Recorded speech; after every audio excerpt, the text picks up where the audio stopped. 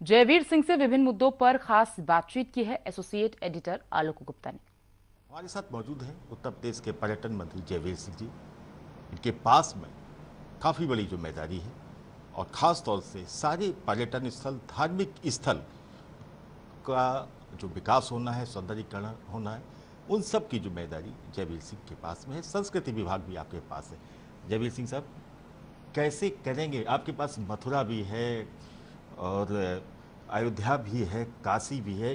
अब किस तरीके से 100 दिन का एजेंडा या फिर इससे ज़्यादा जो दीर्घकालीन एजेंडा है इन सारे धार्मिक स्थलों के सौंदर्यीकरण का विकसित करने का? देखिए, हिंदुस्तान में उत्तर प्रदेश ऐसा राज्य है जिसके पास ऐतिहासिक विरासतें हैं।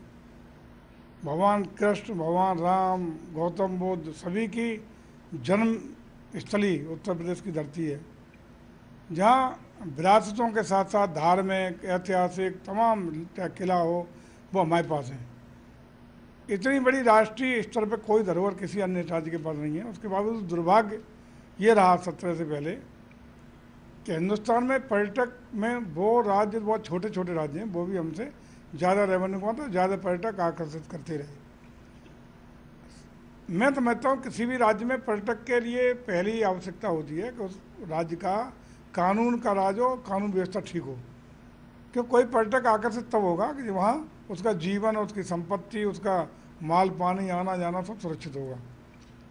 सौभाग्य है उत्तर प्रदेश का कि योगी जी के नेतृत्व में उत्तर प्रदेश में सरकार बनी और सरकार ने कानून का राज स्थापित किया। उसी का परिणाम था कि पर्यटकों के विश्वास हुआ कि उत्तर प्रदेश में सुरक्षित है और आकर्षित होने का काम हुआ। अब प्लेटफॉर्म तैयार है। पर्यटन की गाड़ी, संस्कृति जो हमारी मूल थी उसको स्थापित करने की गाड़ी है, बहुत तेज़ी से हमें आगे बढ़ानी है।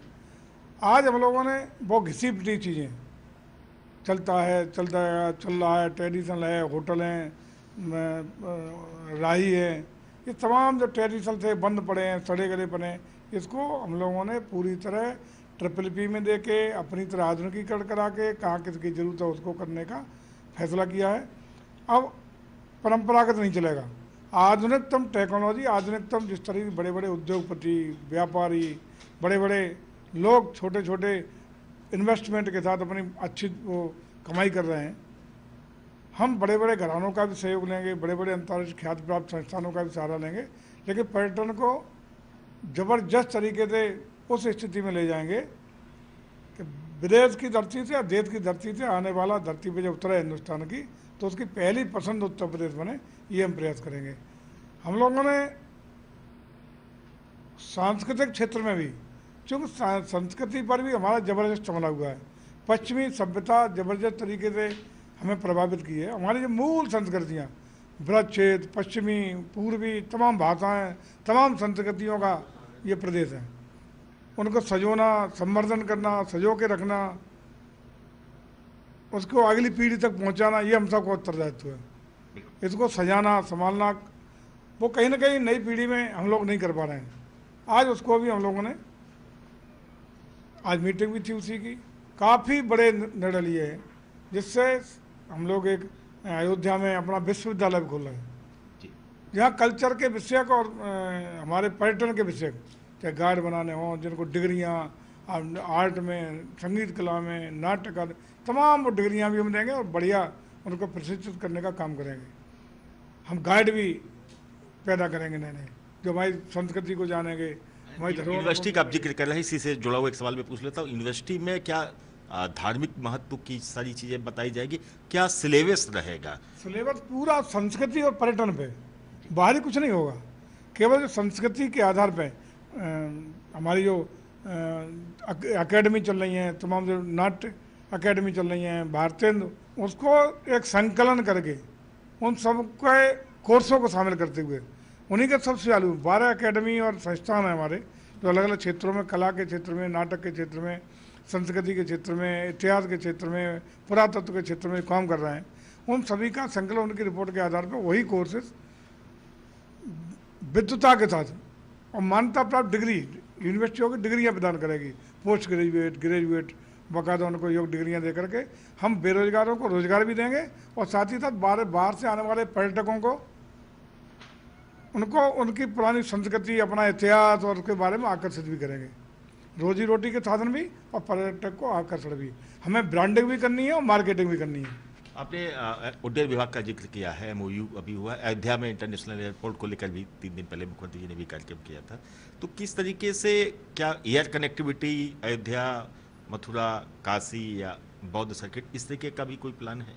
एयर कनेक्टिविटी देंगे, वाटर कनेक्टिविटी देंगे और रोड कनेक्टिविटी भी देंगे। तीनों कनेक्टिविटी होंगी, लोग आकर्षित हों, वो सारी व्यवस्थाएं होंगी। मथुरा में सर जो लोग परिक्रमा करते हैं, परिक्रमा मार्ग को पिछली बार भी योगी सरकार ने काफ़ी डेवलप किया था।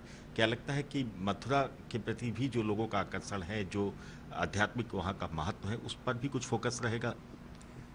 अकेला मथुरा नहीं, ब्रज क्षेत्र पूरा, उसमें गोवर्धन भी होगा, वृंदावन भी होगा, मथुरा भी होगा। जो ब्रज तीर्थ स्थान है उसके आसपास को भी शामिल करते हो ब्रज क्षेत्र को। और ब्रज क्षेत्र को यही नहीं देंगे अकेले हम पर्यटन, हम सांस्कृतिक भी दे रहे हैं। अभी निर्णय लिया है कि ब्रज की जन्माष्टमी के अवसर पर इस बार जो कृष्ण का जन्मोत्सव का कार्यक्रम होगा, ब्रज क्षेत्र के हर तहसील में, हर जिले में हमारा संस्कृति विभाग वहाँ लोकल उनकी संस्कृति के आधार पर सांस्कृतिक कार्यक्रम व्यापक रूप से प्रदर्शन करेगा। धन्यवाद। जयवीर सिंह साहब हैं, पर्यटन विभाग के मंत्री हैं, बता रहे हैं कि किस तरीके से 100 दिन का एजेंडा बनकर तैयार हो गया है। अयोध्या, काशी, मथुरा सबको डेवलप किया जाएगा, ब्रज तीर्थ को और अधिक विकसित किया जाएगा, साथ ही पर्यटन स्थलों को एयर कनेक्टिविटी भी मिलेगी, रोड कनेक्टिविटी तो है ही है, जल की भी कनेक्टिविटी देने की बात कह रहे हैं और अयोध्या में एक सांस्कृतिक यूनिवर्सिटी की शुरुआत भी करने जा रहे हैं। जयवीर सिंह साहब का ये भी कहना है कि देश और विदेश के जो पर्यटक हैं आने वाले दिनों में किसी दूसरे राज्य में न जाकर उत्तर प्रदेश की तरफ आएंगे और उत्तर प्रदेश के तमाम धार्मिक स्थलों को इसीलिए और बेहतर किया जा रहा है। समय के लिए लखनऊ से कैमरामैन रजनीश के साथ आलोक।